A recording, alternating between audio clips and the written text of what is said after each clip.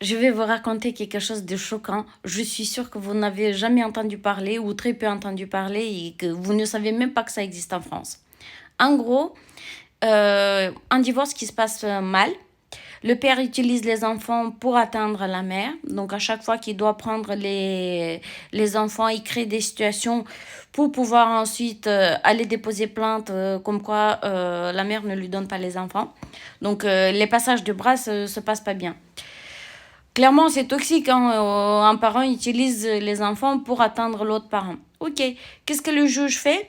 Le juge va mettre en place une association qui va balader les enfants, qui va venir chercher les enfants de chez la mère pour les amener chez le père. Donc en fait, non mais c'est fou, si vous regardez les documents, pourquoi ils ont fait ça, ils se sont rendus compte en fait que souvent, le père risquait de tuer la mère quand il venait chercher les enfants. Et donc en fait, pour mitiger à ça, ils ont mis en place ce mécanisme. Il n'est pas partout en France, il n'y a que quelques départements où ils testent ça, où il y a une association qui vient prendre les enfants et les amène chez l'autre parent. Mais on paye des impôts pour ça. Je vais dire, si tu vois que le mec ou la femme n'est pas capable de gérer, de prendre ses gosses ou prendre ses responsabilités, tu lui enlèves la garde et puis c'est tout. Tu mets pas des associations.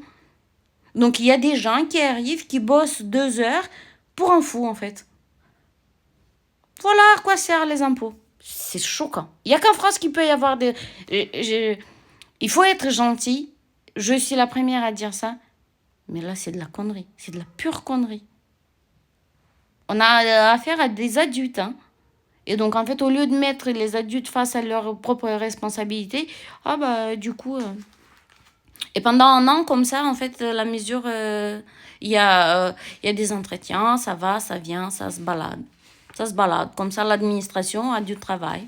Ça se balade sur vos sous, sur nos impôts.